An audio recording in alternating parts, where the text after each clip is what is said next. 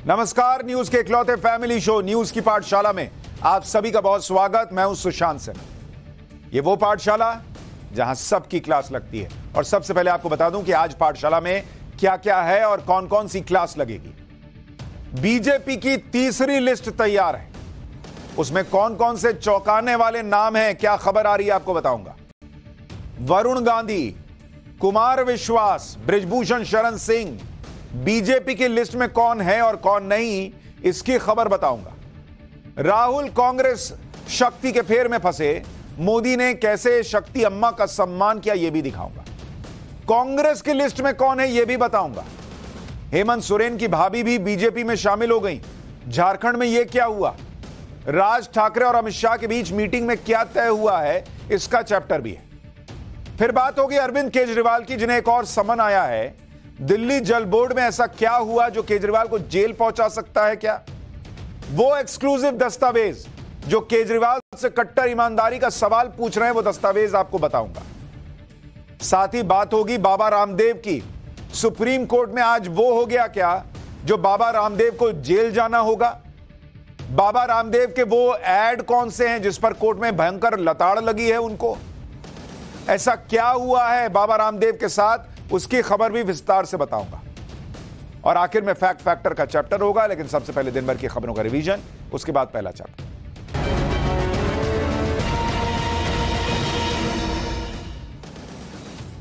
शरद पवार को पार्टी के चुनाव चिन्ह मामले में सुप्रीम कोर्ट से राहत नहीं मिली। सुप्रीम कोर्ट ने चुनाव आयोग के उस आदेश पर रोक लगाने से इनकार कर दिया जिसमें अजीत पवार गुट को घड़ी चुनाव चिन्ह के इस्तेमाल की मंजूरी दी गई थी। कोर्ट ने शरद पवार गुट को अंतिम फैसला होने तक तुरही को चुनाव चिन्ह बनाने का निर्देश दिया।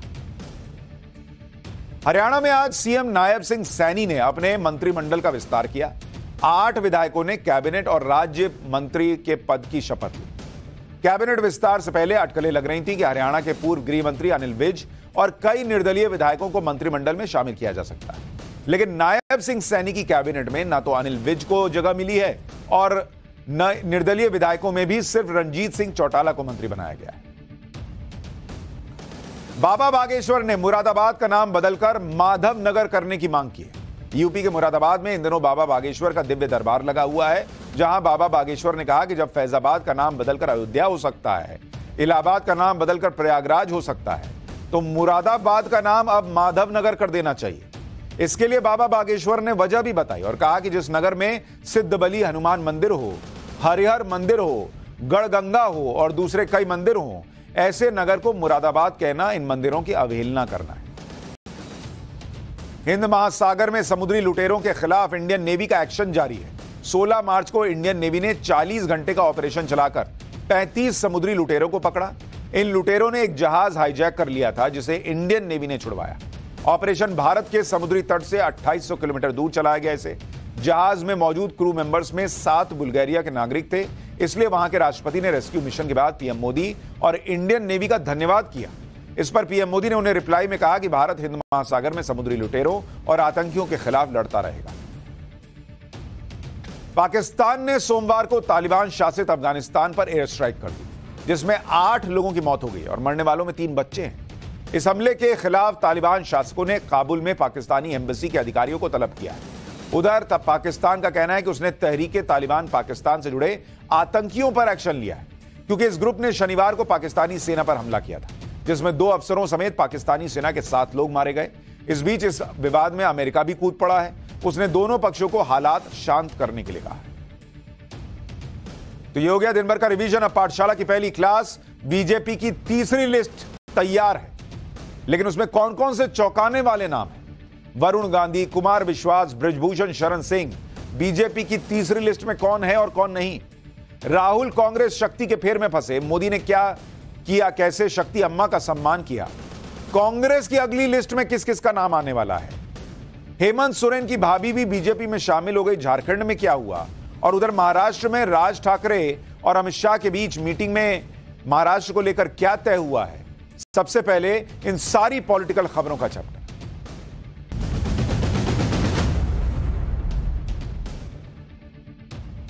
इस वक्त हर जगह चुनाव की चर्चा है। कहीं उम्मीदवारों की लिस्ट तैयार हो रही है, कहीं गठबंधन बन रहे हैं, तो कहीं कोई एक पार्टी छोड़कर दूसरी पार्टी में जा रहा है। वादे किए जा रहे हैं, गारंटियां दी जा रही हैं।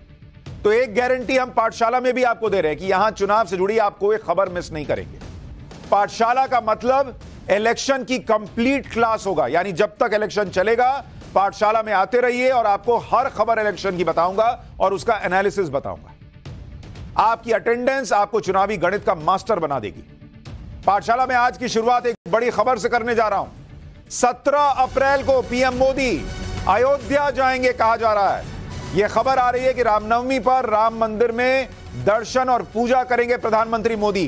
पहले चरण के मतदान से पहले प्रधानमंत्री मोदी अयोध्या जाने वाले हैं।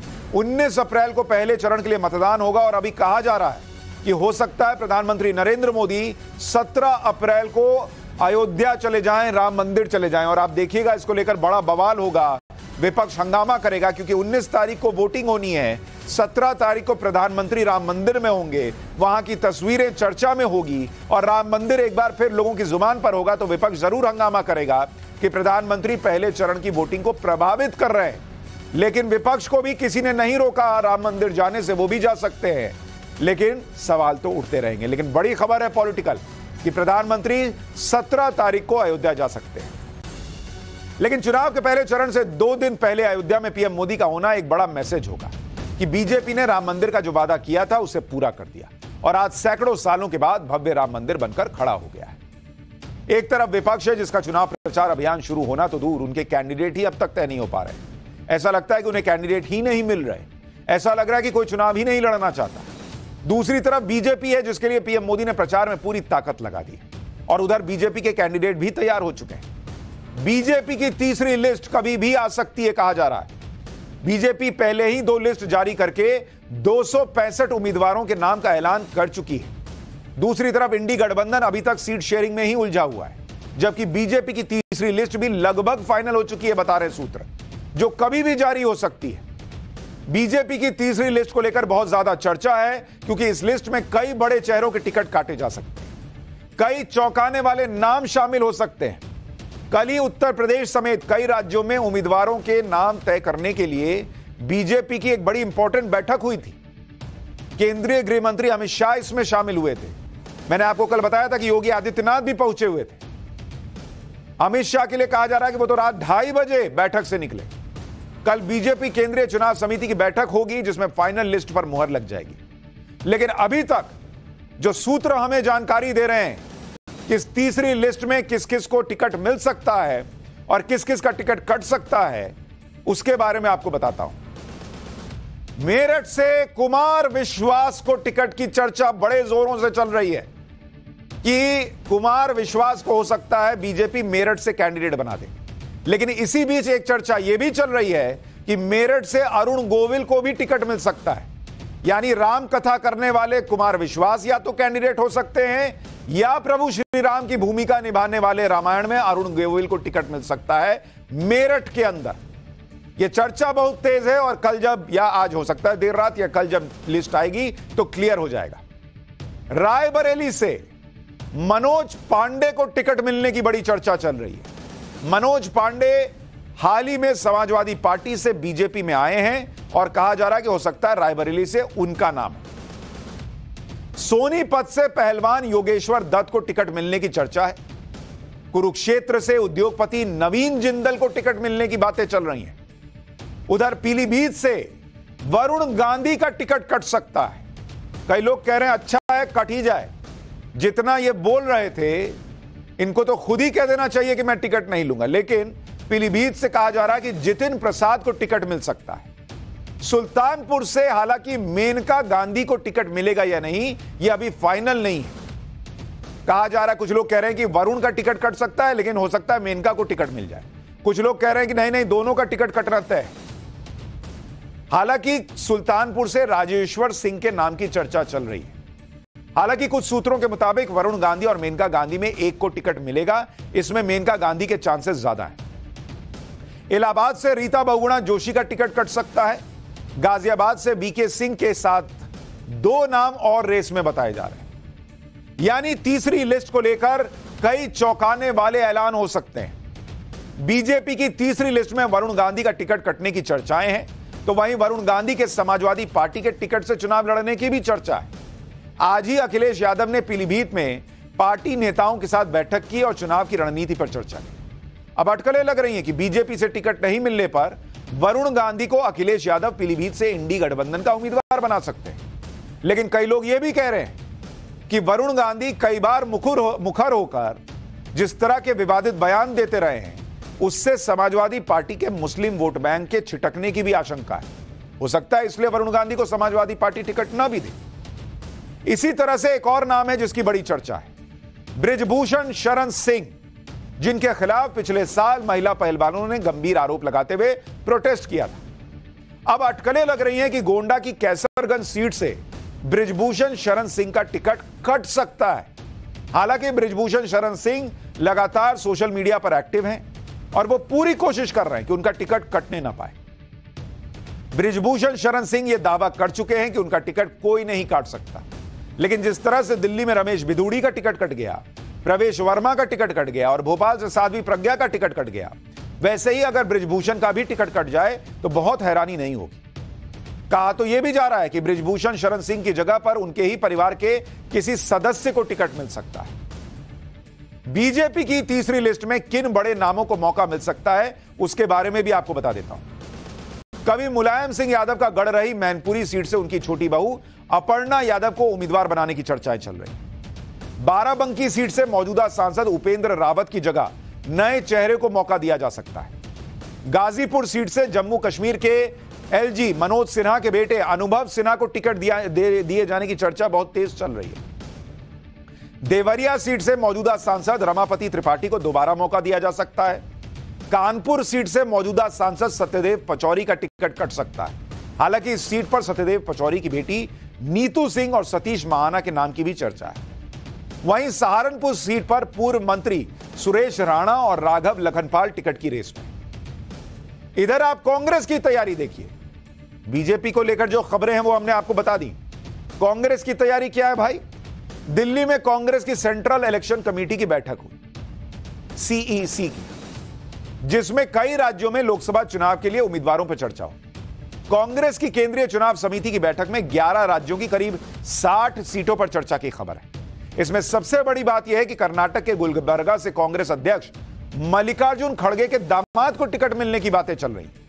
वहीं बंगाल की 8 सीटों पर नाम तय हो गए हैं। दोनों सिटिंग सांसदों को कांग्रेस ने टिकट दिया है, जबकि चंडीगढ़ को लेकर फैसला नहीं हो पाया। लेकिन कांग्रेस की केंद्रीय चुनाव समिति की बैठक में बड़ी खबर यह रही कि राहुल गांधी इसमें पहुंचे ही नहीं। यानी कांग्रेस के उम्मीदवारों के नाम तय हो रहे हैं और राहुल गांधी उस बैठक से गायब है। यह तो गंभीरता है राहुल गांधी की चुनाव को लेकर। एक तरफ कांग्रेस उम्मीदवारों के नाम तय करने के लिए मंथन कर रही है, वहीं दूसरी तरफ कांग्रेस जिनको टिकट दे रही है वो टिकट लौटा दे रहे हैं। कांग्रेस ने गुजरात की अहमदाबाद ईस्ट लोकसभा सीट से रोहन गुप्ता को टिकट दिया था। रोहन गुप्ता कांग्रेस के राष्ट्रीय प्रवक्ता भी हैं। रोहन गुप्ता ने चुनाव लड़ने से ही इंकार कर दिया, बोले कि उनके पिता की सेहत ठीक नहीं है, इसलिए वो चुनाव नहीं लड़ पाएंगे। रोहन गुप्ता ने यह भी कहा कि उनकी जगह कांग्रेस जिसको भी टिकट देगी वो उसका समर्थन करेंगे। सुनिए रोहन गुप्ता को, फिर आपको बताऊंगा कि कैसे राहुल गांधी शक्ति के फेर में फंस गए हैं और पीएम मोदी शक्ति अम्मा का सम्मान कैसे कर रहे हैं। मेरे लिए बहुत डिफिकल्ट डिसीजन था। मेरे पिता करीब 3 दिन से हॉस्पिटलाइज थे, कहीं ना कहीं वो कन्विंस नहीं हो रहे थे। 15 साल पहले उनका बाईपास हुआ था। मैं कन्विंस करने का मैंने बहुत प्रयास किया, हमारे सारे साथियों ने प्रयास किया। मैंने उसमें भी कहा कि जो भी व्यक्ति को पार्टी टिकट देगी उसको तन मन धन से मैं पूरी तरह से उनका समर्थन करूंगा। तो ये प्योरली, इसमें कोई राजनीति को ना जोड़ा जाए, मेरा व्यक्तिगत डिसीजन है। एक तो कांग्रेस अपने कैंडिडेट तय नहीं कर पा रही, जो कैंडिडेट तय हो रहे हैं वो भी मैदान छोड़ रहे हैं। उधर बीजेपी जिसकी तैयारी इस तरह की है कि जिन इलाकों में बीजेपी कमजोर रही है वहां पर बीजेपी को मजबूत करने के लिए खुद प्रधानमंत्री नरेंद्र मोदी जुटे हैं। इस बार पीएम मोदी का खास तौर पर फोकस दक्षिण भारत पर है, क्योंकि दक्षिण भारत में बीजेपी की सीटें कम आई थी और पीएम मोदी यहां से भी बीजेपी की सीटें बढ़ाना चाहते हैं। पीएम मोदी पिछले 5 दिनों से दक्षिण भारत को मथ रहे हैं। इन 5 दिनों में पीएम मोदी ने तमिलनाडु, केरल, कर्नाटक, तेलंगाना, आंध्र प्रदेश का तूफानी दौरा किया। लगातार विपक्ष के हमले को ही हथियार बनाकर उन्हीं पर पलटवार कर दे रहे हैं। भाई मौका तो राहुल गांधी ने ही दिया अपने बयान में शक्ति और हिंदू धर्म को लेकर जो कह दिया, और नरेंद्र मोदी ने पूरा नैरेटिव चेंज कर दिया। राहुल गांधी के शक्ति वाले बयान पर मचे सियासी घमासान के बीच आज तमिलनाडु के सेलम की रैली में पीएम मोदी ने नारी शक्ति का फिर सम्मान किया। सेलम में रैली के मंच पर पीएम मोदी ने 11 शक्ति अम्माओं को सम्मानित किया। बताया जा रहा है कि शक्ति के रूप में आई ये महिलाएं पीएम मोदी के स्वागत के लिए पहुंची थी और जब प्रधानमंत्री की नजर उन पर पड़ी तो प्रधानमंत्री ने उन्हें मंच पर बुलाकर सम्मानित किया। ये देखिए। इसके बाद सेलम की रैली में पीएम मोदी ने कांग्रेस और इंडी गठबंधन के नेताओं पर बार बार हिंदू धर्म का अपमान करने का आरोप लगाया। सेलम की रैली में पीएम मोदी ने किस तरह इंडी गठबंधन को निशाने पर लिया, सुनिए। फिर बताता हूं कि राहुल गांधी के शक्ति वाले बयान को लेकर प्रधानमंत्री मोदी ने क्या भविष्यवाणी कर दी। इंडी अलायंस वाले लोग बार बार जानबूझकर हिंदू धर्म का अपमान करते हैं। हिंदू धर्म के खिलाफ इनका हर बयान बहुत सोचा समझा हुआ होता है। आप देखिए, और किसी धर्म का अपमान डीएमके, कांग्रेस का इंडी अलायंस कभी नहीं करता। किसी और धर्म के खिलाफ इनकी जुबान से एक शब्द नहीं निकलता, लेकिन हिंदू धर्म को गाली देने में ये एक सेकंड नहीं लगाते। ऐसा कैसे हो सकता है? कैसे ऐसा हो सकता है? इन्होंने तमिल संस्कृति के प्रतीक पवित्र सेंगोल की संसद में स्थापना का विरोध किया। पवित्र सेंगोल यहां के मठों से जुड़ा हुआ है। प्रधानमंत्री ने शक्ति को खत्म करने की सोच रखने वालों को चुनाव में सबक सिखाने की अपील की। शक्ति वाले बयान पर पीएम ने क्या कहा, जरा इसको भी सुनिए। और फिर पीएम अचानक भावुक क्यों हो गए, यह भी दिखाऊं। हमारे शास्त्र साक्षी है कि विनाश उनका होता है जो शक्ति को खत्म करने का विचार रखते हैं। ऐसे खतरनाक आइडियाज को हराने की शुरुआत 19 अप्रैल को सबसे पहले मेरा तमिलनाडु करेगा। तमिलनाडु सुब्रमण्य भारती जैसे महान व्यक्तित्व की धरती है। सुब्रमण्य भारती ने अपनी कविताओं में शक्ति स्वरूप में भारत मां की उपासना की थी। इससे पहले सेलम में भाषण देते हुए पीएम मोदी बीजेपी के कार्यकर्ता को याद करते हुए भावुक हो गए। पीएम मोदी ने 10 साल पहले मारे गए बीजेपी कार्यकर्ता रमेश को श्रद्धांजलि दी। बीजेपी कार्यकर्ता को याद करते हुए पीएम इतने भावुक हो गए कि कुछ देर तक उनसे बोला ही नहीं गया और करीब 1 मिनट तक अपना भाषण उन्हें रोकना पड़ा। अब तमिलनाडु में सेलम के रहने वाले बीजेपी के उस नेता के बारे में भी जान लीजिए जिसे याद कर पीएम भावुक हो गए। बीजेपी नेता रमेश की जुलाई 2013 में उनके घर में घुसकर हत्या कर दी गई थी। पेशे से ऑडिटर रमेश उस वक्त तमिलनाडु बीजेपी के महासचिव थे। ऑडिटर रमेश 1978 से ही आरएसएस से जुड़े हुए थे। हत्या के बाद उनकी मां को इंसाफ के लिए लंबी लड़ाई लड़नी पड़ी। बीजेपी कार्यकर्ता को याद करते हुए पीएम ने क्या कहा और फिर केरल में पीएम के रोड शो में उमड़ी भीड़ की झलक भी दिखाओ। पार्टी के लिए रमेश दिन रात काम करने वाला हमारा साथी था। वो अच्छे प्रवक्ता थे, लेकिन उनकी हत्या कर दी गई थी। मैं उन्हें आज अपनी श्रद्धांजलि अर्पित करता हूं। तमिलनाडु पहुंचने से पहले पीएम मोदी ने केरल के पलक्कड़ में रोड शो किया। रोड शो के लिए पीएम मोदी फूलों से सजी खुले छत वाली गाड़ी में सवार होकर निकले। पीएम मोदी के रोड शो के दौरान सड़क के दोनों तरफ बड़ी संख्या में लोगों की भीड़ जुटी हुई दिखाई। कि केरल है बॉस, केरल।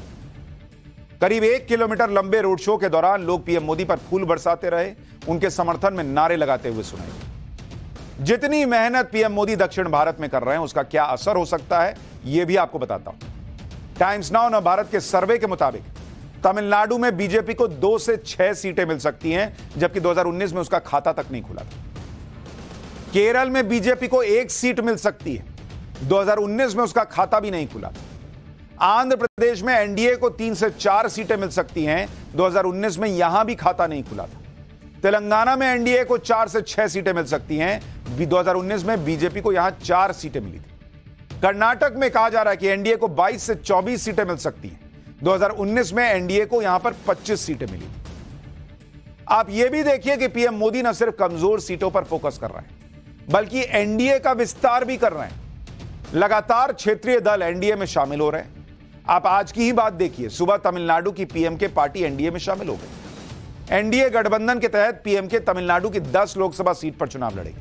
वहीं दोपहर में एमएनएस नेता राज ठाकरे ने गृह मंत्री अमित शाह से मुलाकात की और यह लगभग तय हो गया कि राज ठाकरे की पार्टी एनडीए में आएगी। शाम होते होते झारखंड से खबर आई कि हेमंत सोरेन की भाभी सीता सोरेन बीजेपी में आ गई। यानी एक ही दिन में एनडीए का परिवार देश के 3 राज्यों में और बड़ा हो गया। अब देखिए कि एनडीए का दायरा बढ़ने से क्या फायदा हो सकता है। सबसे पहले तमिलनाडु की पीएमके के बारे में आपको बताता हूं। तमिलनाडु विधानसभा में पीएमके चौथे नंबर की पार्टी है। विधानसभा में पीएमके के 5 विधायक हैं। 2021 में हुए विधानसभा चुनाव में पीएमके को तमिलनाडु में 3.8% वोट मिला। बीजेपी के साथ गठबंधन में पीएमके को 10 लोकसभा सीटें दी गई। इस वक्त बीजेपी देश में कहीं भी कोई मौका नहीं छोड़ रही। जितने सहयोगी जुड़ सकते हैं उन सबको जोड़ रही है। महाराष्ट्र में एनडीए को राज ठाकरे के रूप में सहयोगी मिल गया। राज ठाकरे ने आज दिन में अमित शाह से मुलाकात की थी। महाराष्ट्र में उद्धव ठाकरे की मराठी राजनीति के काट के रूप में राज ठाकरे बीजेपी के लिए विकल्प हो सकते हैं। राज ठाकरे के एनडीए में आने से महाराष्ट्र की राजनीति पर क्या असर पड़ेगा वो भी समझिए। कहा जा रहा है कि राज ठाकरे के एनडीए के साथ आने पर एमएनएस को मुंबई साउथ की लोकसभा सीट दी जा सकती है। राज ठाकरे को फायर ब्रांड हिंदूवादी नेता के तौर पर जाना जाता है और मुंबई में उनकी अच्छी पकड़ मानी जाती है। ऐसे में मुंबई साउथ सीट पर एनडीए को मजबूत उम्मीदवार मिल जाएगा। बीजेपी को उम्मीद है कि राज ठाकरे के एनडीए में आने से उद्धव ठाकरे गुट को कमजोर किया जा सकेगा और शिवसेना का गढ़ माने जाने वाले मुंबई में सेंधमारी करना आसान हो जाएगा।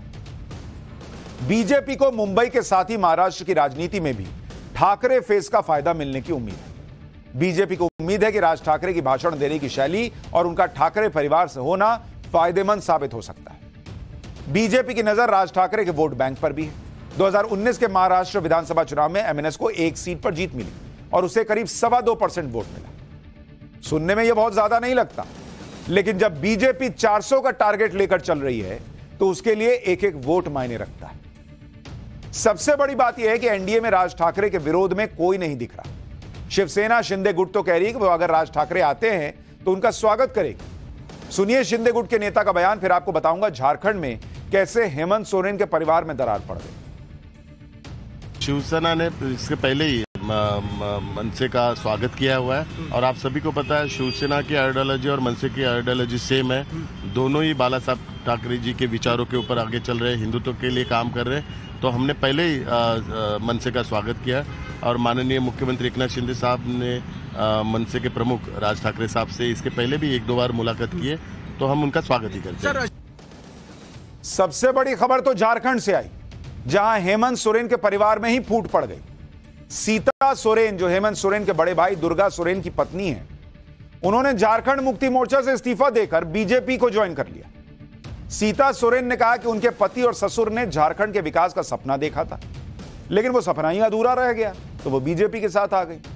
सुनिए सीता सोरेन को, फिर आपको बताता हूं कि सीता सोरेन के बीजेपी में आने से झारखंड की राजनीति पर क्या असर पड़ेगा।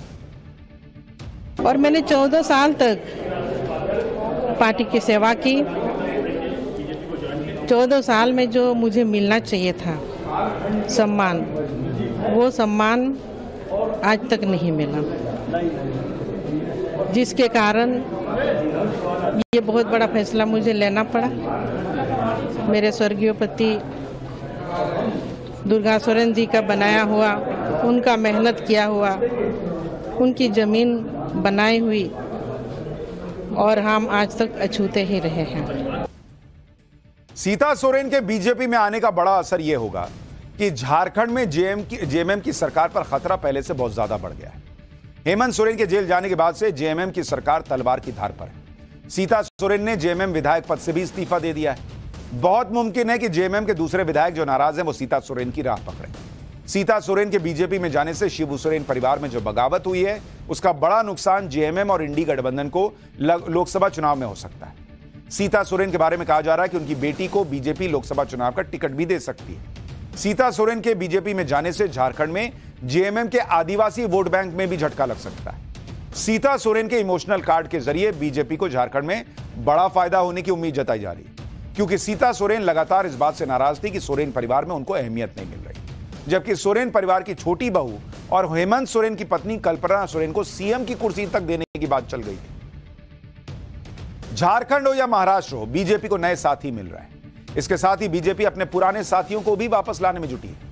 पंजाब को लेकर बातें चल रही हैं कि अकाली दल और बीजेपी का फिर से गठबंधन हो सकता है। 2019 के बाद से अकाली दल ने बीजेपी से गठबंधन तोड़ लिया था और एनडीए से अलग हो गए थे, लेकिन अब पंजाब में आम आदमी पार्टी और कांग्रेस के सामने तीसरी ताकत के तौर पर अकाली दल और बीजेपी फिर से गठबंधन करके लड़ना चाहते हैं। सूत्रों के मुताबिक गठबंधन पर बातचीत चल रही है और अगले कुछ दिनों में यह फाइनल हो जाएगा कि अकाली दल एनडीए में आएगा या नहीं आएगा। एक तरफ पंजाब में अपनी स्थिति को मजबूत करने के लिए बीजेपी अकाली दल के साथ गठबंधन में जाने की तैयारी कर रही है। दूसरी तरफ पंजाब में बीजेपी खुद को मजबूत भी कर रही है। आज एक बड़ा चेहरा बीजेपी में शामिल हुआ। अमेरिका में भारत के राजदूत रहे तरनजीत सिंह संधू आज बीजेपी में शामिल हो गए। चर्चा है कि बीजेपी तरनजीत सिंह संधू को अमृतसर से उम्मीदवार बना सकती है। बीजेपी में शामिल होने के लिए दिल्ली आने से पहले तरनजीत सिंह संधू पिछले 15 दिनों से अमृतसर में रहकर लोगों के बीच जाकर उनकी राय जान रहे थे। वो अमृतसर से बीजेपी के मजबूत कैंडिडेट हो सकते हैं। तरनजीत सिंह संधू पिछले 10 सालों से पीएम मोदी के साथ काम कर रहे हैं और अमेरिकी कांग्रेस के साथ अच्छे संबंधों के लिए उनका बड़ा रोल रहा है। तरनजीत सिंह संधू को अमृतसर से पुराना उनका नाता है। उनके दादा तेजा सिंह समुंदरी एसजीपीसी यानी शिरोमणि गुरुद्वारा प्रबंधक कमेटी के फाउंडर मेंबर थे, जबकि तरनजीत सिंह संधू के पिता बिशन सिंह समुंदरी गुरु नानक देव यूनिवर्सिटी के फाउंडर वाइस चांसलर रहे। तरनजीत सिंह संधू 1988 में भारतीय विदेश सेवा में शामिल हुए और रिटायरमेंट से पहले अमेरिका में भारतीय राजदूत रहने के साथ ही विदेश मंत्रालय के कई अहम पदों पर काम कर चुके। सुनिए किस पीएम मोदी को किस लेकर जो हवा चल रही है उसके रुख को लेकर तरनजीत सिंह संधू कैसे बीजेपी में शामिल हुए, और उसके बाद आपको अमृतसर सीट के बारे में वहां का गणित बताऊंगा। जो इस टाइम हवा है, जो लहर है, इनफैक्ट आप विदेशी कंट्रीज की स्टेटमेंट्स भी देखें, उसमें काफी क्लियर है कि यहां पे प्रधानमंत्री मोदी की सरकार है। उधर बेंगलुरु में हनुमान चालीसा बजाने पर मचे बवाल की भी खबर आपको बताऊं। आज हिंदू संगठनों ने बेंगलुरु के उस इलाके में प्रदर्शन किया जहां एक दिन पहले अजान के वक्त हनुमान चालीसा बजाने का आरोप लगाते हुए एक दुकानदार की कुछ लोगों ने पिटाई कर दी, जिसका वीडियो भी खूब वायरल हुआ। आरोप है कि पीड़ित दुकानदार की शिकायत के बावजूद पुलिस ने आरोपियों के खिलाफ कार्रवाई नहीं की, जिसके बाद हिंदू संगठनों ने मोर्चा खोल दिया। बीजेपी सांसद तेजस्वी सूर्या भी दुकानदार के समर्थन में सड़क पर उतर आए। पुलिस ने तेजस्वी सूर्या समेत प्रदर्शन कर रहे कई लोगों को हिरासत में भी ले लिया। हालांकि बवाल बढ़ने पर पुलिस ने दुकानदार की पिटाई में शामिल 3 आरोपियों को गिरफ्तार करने का दावा किया है। वहीं पीड़ित दुकानदार ने लोगों का समर्थन मिलने पर खुशी जाहिर की। सुनिए पीड़ित दुकानदार को एक बार। सर मैं बोलना चाहूंगा, अगर मेरे को संडे जो घटना हुई उसमें अगर मुझे कुछ ज्यादा हो जाता, मैं मर जाता तो कौन जवाबदारी लेता था। अभी ऐसा इस बचाव में आए हैं, मेरे को सपोर्ट कर रहे थे, मेरे को अच्छा लग रहा है कि हाँ कोई तो ऐसा है, कोई तो हाथ उठाने वाला ऐसा। दूसरी तरफ इंडी गठबंधन के मुद्दे ही खत्म होते जा रहे हैं। इंडी गठबंधन ने सीए का मुद्दा जमकर उछाला। उसको लग रहा था कि सीए के मुद्दे पर पीएम मोदी बैकफुट पर आ जाएंगे, इसीलिए सुप्रीम कोर्ट तक में सीए को रोकने के लिए याचिकाएं डाली गई। लेकिन आज सुप्रीम कोर्ट ने अपने फैसले में जो कहा उससे इंडी गठबंधन का प्लान धरा का धरा रह गया। सुप्रीम कोर्ट में सीए से जुड़ी करीब 237 याचिकाएं डाली गई। सुप्रीम कोर्ट से सीए को लागू करने से रोकने की अपील की गई। इन सभी याचिकाओं पर आज सुप्रीम कोर्ट में सुनवाई हुई। सुप्रीम कोर्ट ने सीए पर रोक लगाने से इनकार कर दिया। सुप्रीम कोर्ट ने नोटिस जारी करके केंद्र से 3 हफ्ते में जवाब मांगा है। इस मामले में अब अगली सुनवाई 9 अप्रैल को होगी, यानी अभी कोई रोक सीए पर नहीं लगी। इंडी गठबंधन का पूरा फोकस इस बात पर था कि वो सीए को मुसलमानों के खिलाफ साबित करें, लेकिन सुप्रीम कोर्ट ने सीए पर फौरी रोक लगाने से मना कर दिया तो विपक्ष की कोशिशों की हवा निकल गई। यानी ये पूरा चुनाव बड़ा दिलचस्प होता जा रहा है और चुनाव की हर खबर पाठशाला में आपको बताता रहूंगा। फिलहाल अगली क्लास जिसमें आपको बताऊंगा कि दिल्ली जल बोर्ड में ऐसा क्या हुआ जो केजरीवाल को जेल पहुंचा सकता है क्या, वो एक्सक्लूसिव दस्तावेज कौन से हैं जो केजरीवाल से कट्टर ईमानदारी का सवाल पूछ रहे हैं। अब जरा इसका चैप्टर देखिए।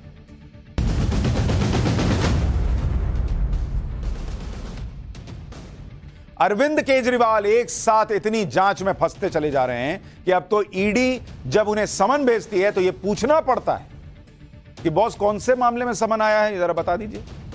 उन्हें ईडी इतने समन भेज चुकी है कि हिसाब रखना पड़ता है कि अब कौन से नंबर का समन आया, पहले कौन से नंबर का समन आया था। अरविंद केजरीवाल इतने मामलों में घिर रहे हैं कि अब सीबीआई अगर उन्हें किसी पूछताछ के लिए बुलाएगी तो चेक करना होगा कि बॉस कौन सा मामला है, शराब घोटाले का मामला है, शीश महल का मामला है या दिल्ली जल बोर्ड का मामला आ गया है। अरविंद केजरीवाल और उनकी सरकार में शामिल लोग इतने मामलों में फंसे हैं कि जांच एजेंसियां भी सोचती होंगी कि अगर अरविंद केजरीवाल पूछताछ के लिए आए तो उनसे बाकी मामलों में भी पूछताछ कर लें क्या, क्योंकि वैसे तो वो समन भेजने पर आसानी से आते नहीं है। जैसे अरविंद केजरीवाल अब एक नए मामले में फंस रहे हैं, उन्हें एक और मामले में ईडी ने समन भेज दिया और यह मामला दिल्ली जल बोर्ड में हुए कथित 38 करोड़ रुपए की गड़बड़ी से जुड़ा हुआ है। इस मामले में आज हमारे पास कुछ एक्सक्लूसिव जानकारी हाथ लगी है जिससे यह पता चलेगा कि दिल्ली जल बोर्ड का जो नया मामला आया है उसका केजरीवाल से कोई डायरेक्ट कनेक्शन है या नहीं। इस मामले में ईडी के पास केजरीवाल के खिलाफ अभी कोई सबूत है या नहीं। क्या ईडी को फरवरी में केजरीवाल के पर्सनल सेक्रेटरी विभव कुमार के ठिकानों पर छापे में कुछ ऐसा मिला है जिससे केजरीवाल फंस सकते हैं, और क्या इसलिए ईडी उन्हें बुलाना चाहती है। अगर अरविंद केजरीवाल ईडी के सामने पेश होंगे तो ईडी क्या क्या सवाल कर सकती है, यह सारी जानकारी आज आपको इस चैप्टर में बताऊंगा। दिल्ली जल बोर्ड में मामले में ईडी ने सोमवार को अरविंद केजरीवाल को समन भेजा, लेकिन जैसा अक्सर होता है अरविंद केजरीवाल ने इस समन का पालन नहीं किया। अब यह समझ लीजिए कि अरविंद केजरीवाल और दिल्ली जल बोर्ड में हुए कथित घोटाले का कनेक्शन क्या है जिसके लिए ईडी अरविंद केजरीवाल से पूछताछ करना चाहती है। देखिए जो कहा जा रहा है पहले उसको सुनिए। यह जो पूरा मामला है, यह पूरा मामला जुड़ा हुआ है किससे? दिल्ली जल बोर्ड से। दिल्ली जल बोर्ड इससे जुड़ा मामला है। तो अभी जो नया समन आया है वो शराब घोटाले वाला नहीं है। मामला कब का है? मामला बताया जा रहा है 2018 का है, और 2018 में चेयरमैन कौन थे? 2018 में चेयरमैन कौन थे दिल्ली जल बोर्ड के? केजरीवाल। अरविंद केजरीवाल दिल्ली जल बोर्ड के चेयरमैन थे जब वहां पर कथित घोटाले का आरोप लग रहा है। यानी जब दिल्ली जल बोर्ड में कहा जा रहा है कि जो घोटाला हुआ उस वक्त अरविंद केजरीवाल ही दिल्ली जल बोर्ड के चेयरमैन थे, इसलिए ईडी उनसे पूछताछ करना चाहती। तो यह बात तो क्लियर हो गई कि ईडी क्यों अरविंद केजरीवाल को समन भेज रही है। हालांकि ईडी के समन को फिर से स्किप करने पर आम आदमी पार्टी की नेता आतिशी कह रही है कि यह मामला तो किसी को पता भी नहीं है किस चीज की जांच हो रही है। एक बार आतिशी को सुनिए, फिर हम बताते हैं कि घोटाले का आरोप जो लग रहा है उसकी डिटेल क्या है। ये मामला जल बोर्ड वाला है क्या, ये तो हम भी जानना चाहते हैं। ये किसी को नहीं पता कि ये मामला क्या है, इसमें किस चीज की जांच हो रही है, क्या कह रहे हैं कि क्या घोटाला हुआ, ये किसी को नहीं पता। कि गिरफ्तारी करने के लिए कोई बैकअप प्लान की शुरुआत हो रही है। मोदी जी इंतजार नहीं कर सकते हैं कि कोर्ट अपना फैसला देगी। उन्होंने शाम को ही अरविंद केजरीवाल जी को 2 और समन भिजवा दिए। ये क्या है? ये कैसी गुंडागर्दी है? सवाल इस बात का नहीं पूछा जाना चाहिए कि ये गुंडागर्दी है या नहीं है। सवाल इस बात का पूछा जाना चाहिए कि इतने सम्मान भेजने के मामले कैसे निकल कर आ रहे हैं बॉस, जो लोग राजनीति बदलने आए थे उनके ऊपर। अगर दिल्ली की मंत्री आतिशी को यह नहीं पता कि जल बोर्ड वाला मामला क्या है तो हम विस्तार से समझा देते हैं, आप भी सुनिए। दरअसल आरोप है कि साल 2018 में दिल्ली जल बोर्ड ने एक ऐसी कंपनी को किसी काम का कॉन्ट्रैक्ट दिया जो कंपनी कॉन्ट्रैक्ट के लिए एलिजिबल ही नहीं थी, योग्य नहीं थी। इस कंपनी का नाम है एनकेजी इंफ्रास्ट्रक्चर लिमिटेड, जिसे करीब 38 करोड़ रुपए में इलेक्ट्रोमैग्नेटिक फ्लो मीटर की इंस्टॉलेशन, सप्लाई और टेस्टिंग का टेंडर जारी हुआ। जांच करने में सामने आया कि कंपनी को टेंडर देते समय एनकेजी इंफ्रास्ट्रक्चर लिमिटेड को अनुचित लाभ दिया गया और उस लाभ को देने की एवज में रिश्वत लेने का आरोप है कि टेंडर मिलने के बाद एनकेजी इंफ्रास्ट्रक्चर ने अनिल कुमार अग्रवाल नाम के एक व्यक्ति की कंपनी इंटीग्रल स्क्रूज लिमिटेड को भी भागीदार बना लिया और इसके बदले में अनिल कुमार ने दिल्ली जल बोर्ड के तत्कालीन चीफ इंजीनियर जगदीश कुमार अरोड़ा को रिश्वत दी, आरोप लगा। ईडी ने इस मामले में सीबीआई की एफआईआर और दिल्ली एंटी करप्शन ब्रांच की जांच के आधार पर मनी लॉन्ड्रिंग के तहत जांच शुरू की। दरअसल आरोप लग रहे हैं कि एक कंपनी को दिल्ली जल बोर्ड में फर्जी तरीके से कॉन्ट्रैक्ट दिया गया और बदले में रिश्वत ली गई, लेकिन इस घोटाले को कैसे अंजाम दिया गया उसका आरोप भी आपको बताता हूं। दरअसल साल 2017 में दिल्ली जल बोर्ड ने एक कॉन्ट्रैक्ट निकाला। इसमें 4 कंपनियां शामिल हुई, जिसमें एनकेजी कंपनी को कॉन्ट्रैक्ट मिला। अब दिल्ली जल बोर्ड के अधिकारियों को और एनकेजी कंपनी को यह पता था कि वो कॉन्ट्रैक्ट लेने के लिए योग्य नहीं है, एलिजिबल नहीं है। आरोप है कि इसका यह रास्ता निकाला गया कि कंपनी ने फर्जी परफॉर्मेंस सर्टिफिकेट दिखा दिया और इसमें दिल्ली जल बोर्ड के अधिकारियों की मिलीभगत का भी आरोप है। हालांकि टेंडर के वक्त दिल्ली जल बोर्ड को एनकेजी के खिलाफ शिकायत मिल गई कि बॉस ये तो कंपनी एलिजिबल ही नहीं है, इसको कैसे टेंडर मिल रहा है। तो दिल्ली जल बोर्ड के तत्कालीन चीफ इंजीनियर जगदीश अरोड़ा ने अपने 2 अधिकारियों को आरोपों की जांच के आदेश दिए। आरोप है कि दोनों अधिकारी ग्राउंड पर गए, उन्होंने जांच की और उन्होंने अपनी रिपोर्ट में बताया कि एनकेजी इंफ्रास्ट्रक्चर टेक्निकली एलिजिबल नहीं है और इस कॉन्ट्रैक्ट को रद्द करने की सिफारिश कर दी। अब आरोप यह है कि इस दिक्कत को दूर करने के लिए दूसरा खेल शुरू हुआ। मतलब उन्होंने कहा कि नहीं, इसको नहीं मिलना चाहिए, तो देने के लिए दूसरा खेल शुरू होने का आरोप है। दिल्ली जल बोर्ड के तत्कालीन चीफ इंजीनियर जगदीश अरोड़ा ने अपने कुछ और अधिकारियों के साथ मिलकर एक नई नोट शीट बना दी और ऐसा ही खेल कर दिया जिससे कंपनी टेक्निकल ग्राउंड पर एलिजिबल हो गई और इसी वजह से कंपनी को 5 साल के लिए 38 करोड़ का टेंडर मिल गया। यह आरोप। ईडी के मुताबिक दिल्ली जल बोर्ड ने जो 38 करोड़ का टेंडर दिया था उसमें से सिर्फ 17 करोड़ खर्च हुए और बाकी 21 करोड़ रुपए के फर्जी खर्चे दिखाए गए। आरोप है कि यही पैसा रिश्वत के तौर पर बांट दिया गया। इस मामले में टाइम्स नाउ नवभारत को वो दस्तावेज भी मिले जिससे यह पता चलता है कि पीडब्ल्यूडी के अधिकारियों की तरफ से ऑन पेपर कहा गया था कि एनकेजी कंपनी एलिजिबल नहीं है। देखिए, हम आपको कागज दिखा रहे हैं, बावजूद इसके ठेका दे दिया गया। पीडब्ल्यूडी मेंबर ने सीवीसी गाइडलाइंस का हवाला देते हुए कहा था कि यह टेंडर नहीं दिया जाना चाहिए। पीडब्ल्यूडी मेंबर की तरफ से कहा गया था कि एनकेजी को 25% ज्यादा रेट पर टेंडर दिया जा रहा है। पीडब्ल्यूडी मेंबर ने ऑन रिकॉर्ड टेंडर को रिजेक्ट करने की सिफारिश की और संबंधित पेपर पर सिग्नेचर करने तक से मना कर दिया। अब इस मामले में अलग अलग किरदार भी हैं जिन्हें आपको समझना चाहिए। इसमें एक दिल्ली जल बोर्ड के पूर्व चीफ इंजीनियर जगदीश कुमार अरोड़ा हैं जो इस साजिश के मुख्य आरोपी हैं और इस वक्त ईडी की गिरफ्त में। एक तेजिंदर पाल सिंह है जो सीए और जगदीश अरोड़ा के करीबी हैं। आरोप है कि इसी के जरिए रिश्वत का पैसा इधर से उधर किया गया। एक अनिल अग्रवाल हैं जो कॉन्ट्रैक्टर है और एनकेजी इंफ्रा के साथ शामिल कंपनी इंटीग्रल स्क्रूज इंडस्ट्रीज की कंपनी अनिल अग्रवाल की ही है। अनिल अग्रवाल भी ईडी के शिकंजे में। इतने लोग ईडी के शिकंजे में हैं और आतिशी जी कह रहे हैं कि लोगों को तो पता ही नहीं कि मामला क्या है। एक किरदार एनकेजी इंफ्रा लिमिटेड, यह भी अनिल अग्रवाल की कंपनी है जिस पर फर्जी तरीके से कॉन्ट्रैक्ट लेने का आरोप है। एक किरदार है NBCC, national buildings construction corporation, इसके तत्कालीन जनरल मैनेजर हैं। एक किरदार जिनके रहते हुए एनकेजी को फर्जी परफॉर्मेंस सर्टिफिकेट दिए गए, यह आरोप है। इसके अलावा सीबीआई की एफआईआर में कुछ अज्ञात लोगों का भी जिक्र है और ये अज्ञात लोग तो कोई भी हो सकते हैं। अब यह समझिए कि इस कथित घोटाले में पैसा कैसे इधर से उधर हुआ। कहा जा रहा है कि एनकेजी इंफ्रास्ट्रक्चर को 38 करोड़ रुपए का कॉन्ट्रैक्ट मिला। जब मिला तो उस वक्त दिल्ली जल बोर्ड के चेयरमैन थे अरविंद केजरीवाल और चीफ इंजीनियर थे जगदीश अरोड़ा और उसी जमाने में 38 करोड़ का ठेका मिला। अब यह कहा जा रहा है कि जैसे ही कंपनी को ठेके का पैसा मिला, अनिल कुमार अग्रवाल जो एनकेजी इंफ्रास्ट्रक्चर के कर्ता धर्ता थे, दिल्ली जल बोर्ड के तत्कालीन चीफ इंजीनियर को रिश्वत पहुंचाई जाने लगी। यह आरोप करीब 2.5 करोड़ की रिश्वत कैसे पहुंचाई गई उसके बारे में कहा जा रहा है कि आरोपी अनिल अग्रवाल ने अपनी दूसरी कंपनी इंटीग्रल स्क्रूज लिमिटेड से ढेर सारे कॉम्प्लेक्स रैंडम ट्रांजैक्शन शेल कंपनियों को करवा दी। इसके बाद अलग अलग लोगों से कैश कलेक्ट कराया, जिसके लिए फेक वर्क रिसिप्ट बनाई गई। जांच में यह भी पता चला कि कोई भी रिसिप्ट सही नहीं थी, सब फर्जी बिल थे। आरोप है कि अनिल अग्रवाल ने जगदीश अरोड़ा के सीए तेजिंदर पाल सिंह के करीबियों और उनकी कंपनियों को भी पैसा दिया, जो कि अलग अलग सोर्स से कुल 2.5 करोड़ रुपए जगदीश अरोड़ा तक पहुंचे। जगदीश अरोड़ा को यह पेमेंट टेंडर दिलाने के बदले रिश्वत के तौर पर देने का आरोप है।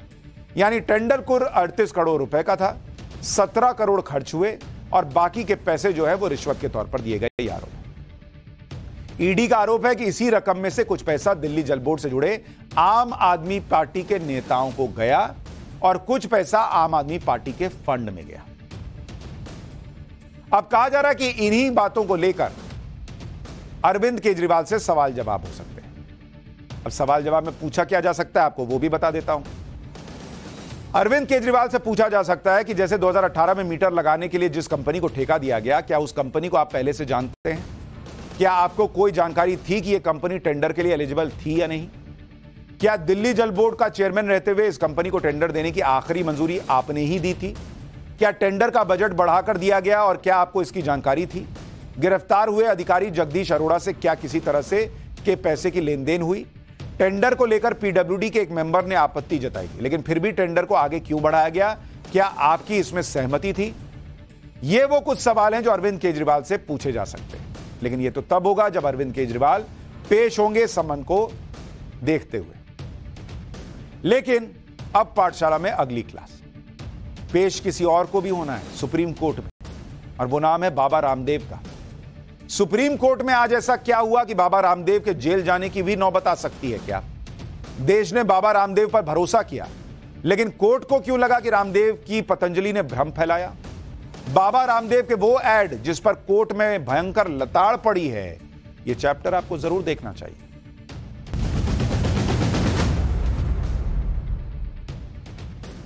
इस बात से कोई इनकार नहीं कर सकता कि बाबा रामदेव का इस देश में योग के प्रचार प्रसार में बहुत बड़ा योगदान है, लेकिन आज की तारीख में बाबा रामदेव ने सिर्फ सवालों के कटघरे में खड़े हैं। वो न सिर्फ सवालों के कटघरे में खड़े हैं, बल्कि जल्द उन्हें अदालत के कटघरे में भी खड़ा होना पड़ेगा, क्योंकि देश की सर्वोच्च अदालत ने बाबा रामदेव और उनके सहयोगी आचार्य बालकृष्ण को कोर्ट में पेश होने का आदेश दे दिया है। यह खबर आपको विस्तार से जाननी चाहिए, क्योंकि मामला सिर्फ बाबा रामदेव से जुड़ा हुआ नहीं, बल्कि इस देश के करोड़ों लोगों और उनके विश्वास से जुड़ा हुआ है। बाबा रामदेव पर कौन से भ्रम फैलाने के आरोप लगे?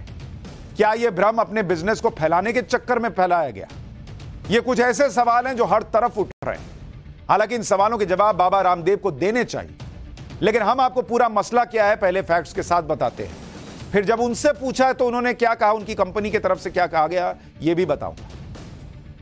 क्योंकि बाबा रामदेव आज सिर्फ योग गुरु नहीं रह गए, बल्कि पतंजलि आयुर्वेद जैसी अरबों रुपए की मल्टीनेशनल कंपनी खड़ी करने के बाद आज वो एक बिजनेस टाइकून बन चुके हैं। दुनिया भर में लोग बाबा रामदेव पर भरोसा करते हुए उनकी कंपनी के प्रोडक्ट्स और दवाइयों का इस्तेमाल करते हैं। लेकिन आज सुप्रीम कोर्ट ने जिस तरह बाबा रामदेव की कंपनी पतंजलि को फटकार लगाई, उससे देश के करोड़ों लोगों को झटका लगा है। पहले यह देखिए कि सुप्रीम कोर्ट को बाबा रामदेव और पतंजलि के खिलाफ ऐसा क्यों कहना पड़ा। दरअसल यह मामला भ्रामक विज्ञापनों से जुड़ा है, जिसमें बाबा रामदेव और पतंजलि पर आरोप है कि वो भ्रामक जानकारी दे रहे हैं। इसी पर सुप्रीम कोर्ट ने 27 फरवरी को पतंजलि और रामदेव को कारण बताओ नोटिस दिया था, लेकिन पतंजलि और रामदेव ने सुप्रीम कोर्ट के नोटिस का जवाब दाखिल नहीं किया। जवाब ही नहीं दिया इन्होंने सुप्रीम कोर्ट। कारण बताओ नोटिस का जवाब नहीं मिलने पर सुप्रीम कोर्ट ने पतंजलि को फटकार लगाई। आज की सुनवाई में 27 फरवरी को दिए गए नोटिस का जवाब नहीं देने पर बाबा रामदेव और पतंजलि को न सिर्फ फटकार लगी है, बल्कि अगली तारीख यानी 2 अप्रैल को कोर्ट में हाजिर होने का आदेश दिया है जज ने कि बुलाओ बाबा रामदेव को और आचार्य बालकृष्ण को कोर्ट में। दरअसल सुप्रीम कोर्ट ने पतंजलि आयुर्वेद को फटकार लगाते हुए कहा कि बाबा रामदेव हाजिर हो, पतंजलि के एमडी आचार्य बालकृष्ण हाजिर हो, इसका भी आदेश दिया गया। यानी दोनों को अब कोर्ट में पेश होना होगा। यह तो सुप्रीम कोर्ट के आदेश की बात है। सुनवाई के दौरान सुप्रीम कोर्ट ने जो फटकार लगाई वो भी अलग ही लेवल की है। सुप्रीम कोर्ट की जज जस्टिस हिमा कोहली और जस्टिस अहसानुद्दीन अमानुल्लाह ने की बेंच ने रामदेव की तरफ से पेश हुए वकील मुकुल रोहतगी से कई तीखे सवाल पूछे। पहला सवाल पूछा गया कि आपका यानी पतंजलि का जवाब कहां है। इस पर मुकुल रोहतगी जो पतंजलि के वकील हैं, उन्होंने कहा कि हम जवाब दाखिल नहीं कर पाए। इस पर जस्टिस कोहली ने फटकार लगाते हुए कहा कि यदि आप जवाब दाखिल नहीं कर रहे हैं तो इसका मतलब है कि इसके बाद कोर्ट के आदेश जारी होंगे।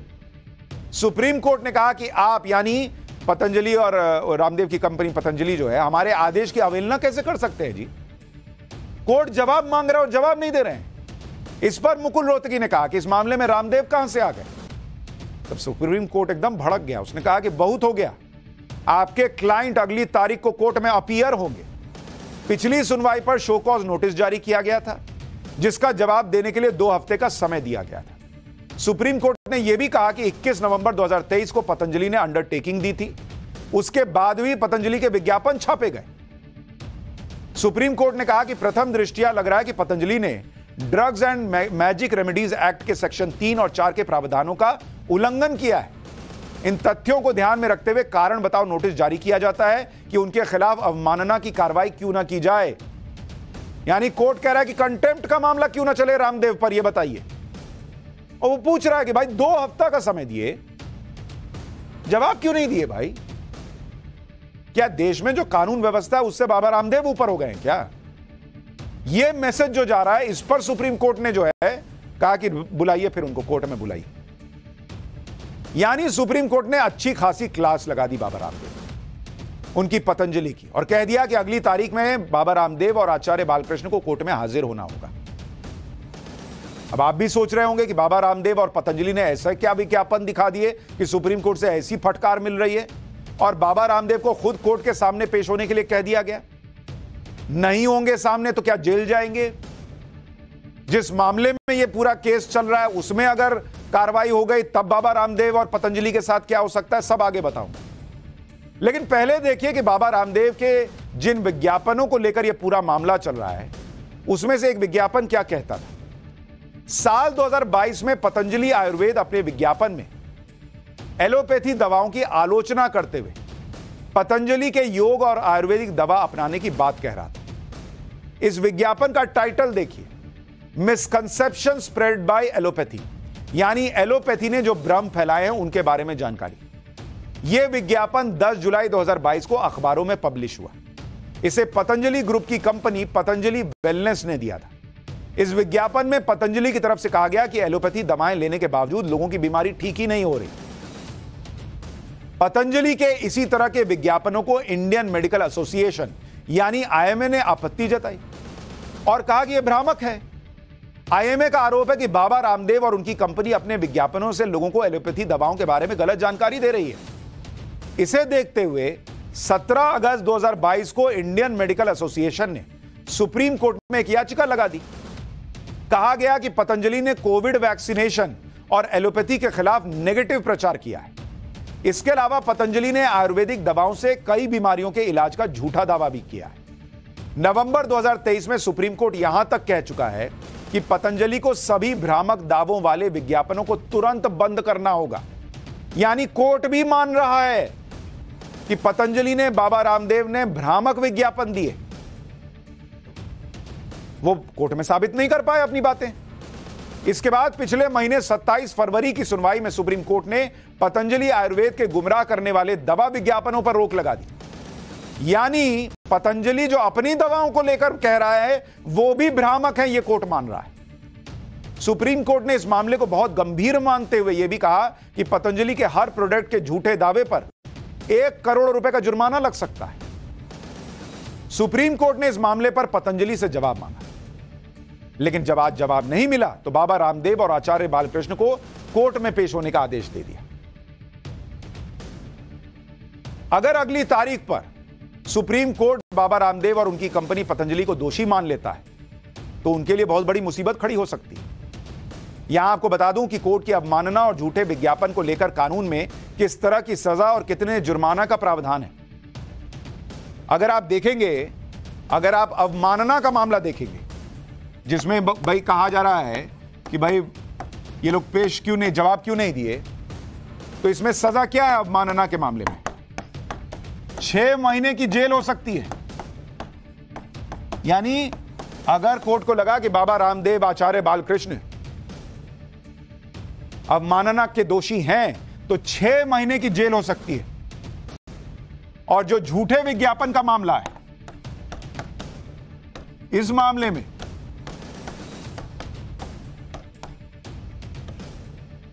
इसमें 10 साल की सजा है बॉस, 10 साल की सजा।